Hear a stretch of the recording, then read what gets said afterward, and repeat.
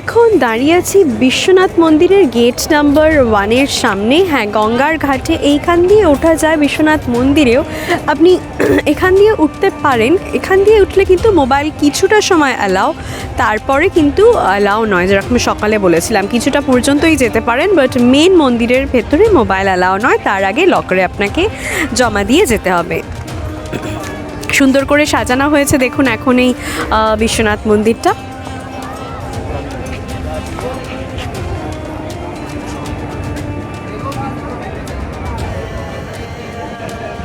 এর সামনেই দেখা যাচ্ছে মণিকর্ণিকা ঘাট। এখানে জ্বলছে সব চিতা আর আগুন দেখতেই পাচ্ছেন।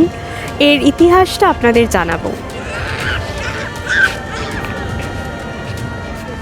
দশাশ্বমেধ ঘাটের পাশেই চলে এসেছি একটু হেঁটে। এখানে মন মন্দির ঘাট বা এটাকে মন মহল ঘাটও বলা হয়, লেখাই রয়েছে এখানে। এখানে কিন্তু প্রচুর ঘাট রয়েছে, একের পর এক যত হেঁটে হেঁটে যাবেন এক একটি ঘাটের এক একটি নাম রয়েছে।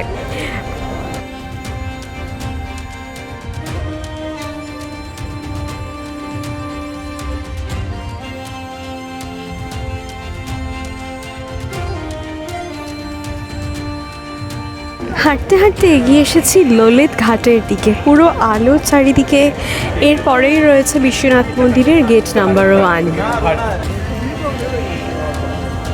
বেনারসের ঘাটে হাঁটতে হাঁটতে এই ঠান্ডার মধ্যে নিয়ে নিয়েছি কফি, গরম গরম কফি, 20 টাকা করে।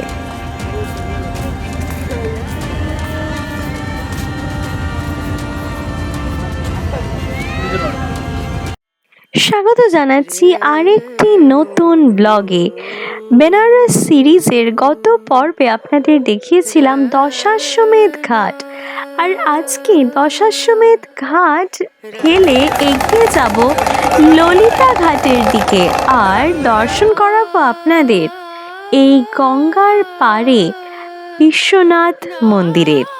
এক অসাধারণ স্পিরিচুয়াল এক্সপিরিয়েন্সের জন্য ভিডিওটা স্কিপ না করে দেখুন শেষ পর্যন্ত, আর অবশ্যই সাবস্ক্রাইব করুন। নতুন নতুন জায়গা ঘুরতে হলে সঙ্গে থাকতে হবে নেচার মাইন্ড অ্যান্ড মুডসের, অবশ্যই সাবস্ক্রাইব করতে হবে।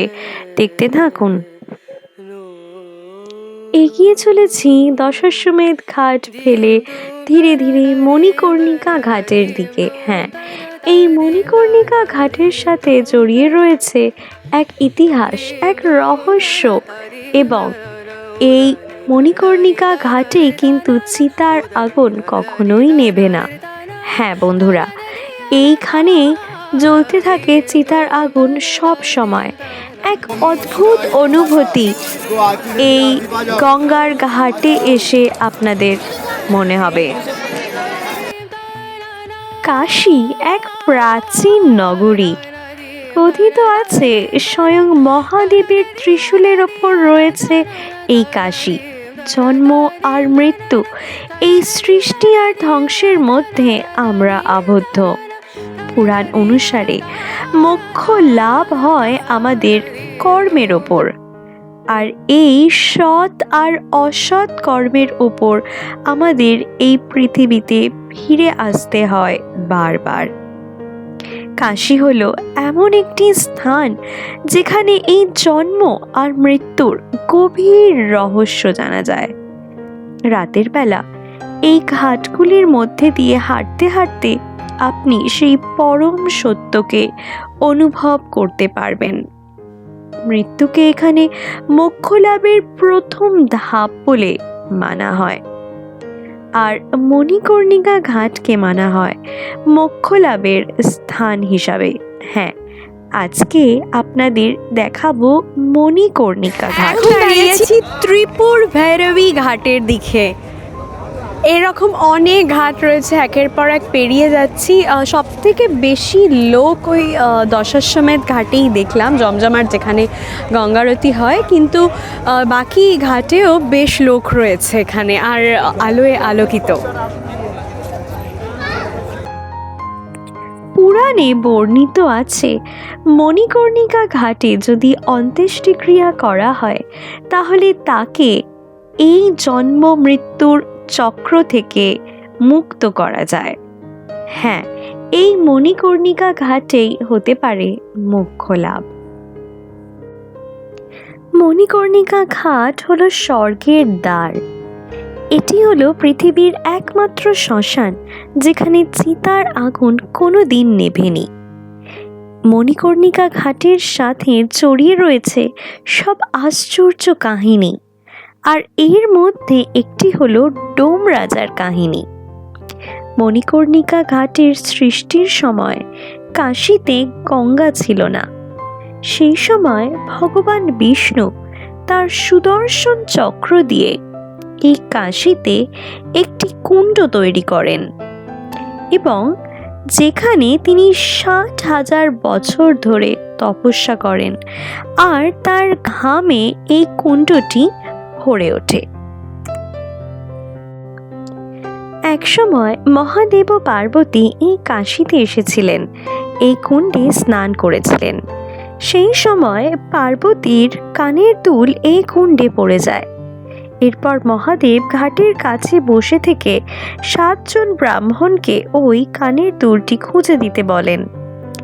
এর মধ্যে একজন ব্রাহ্মণ কানের দুলটি খুঁজেও পান, কিন্তু তিনি মহাদেবকে বলেন যে তিনি খুঁজে পাননি। এর সাথেই মহাদেবের নয়নের একটি মণিও হারিয়ে যায়। এরপর মহাদেব রেগে গিয়ে তাকে চণ্ডাল হওয়ার অভিশাপ দেন আর বলেন, এই ঘাটে যত শব আসছে সেই চণ্ডাল সব দেহের সৎকার কাজ করবেন।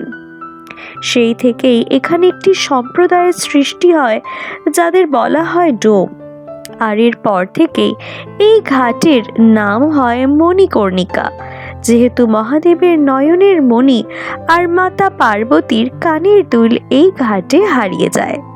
মহাদেব তারপর এই অভিশাপের সাথে একটি বরদানও দেন যে যার অন্ত্যেষ্টিক্রিয়া এই ঘাটে হবে তাকে আর আসতে হবে না এই পৃথিবীতে, তার মোক্ষ লাভ হবে। মণিকর্ণিকা ঘাটের এই ডোম রাজার পরম্পরা চলে আসছে পূর্বপুরুষ কালু ডোমের সময় থেকে। তার নামে এখানে রয়েছে একটি কুস্তির আখড়া।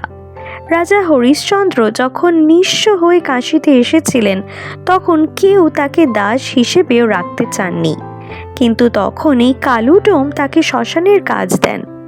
যেহেতু কালু ডোম রাজা হরিশ্চন্দ্রকে কিনে নিয়েছিলেন, তাই সেই থেকে ডোম রাজার কাহিনী প্রচলিত। আজকের ভিডিওটি কেমন লাগলো আর এই ঘাটের ইতিহাস জেনেই বা আপনাদের কেমন লাগলো অবশ্যই জানান কমেন্ট সেকশনে। ভিডিওটি ভালো লাগলে লাইক করুন, শেয়ার করুন এবং অবশ্যই সাবস্ক্রাইব করুন। দেখতে থাকুন বেনারস সিরিজ, সঙ্গে থাকুন।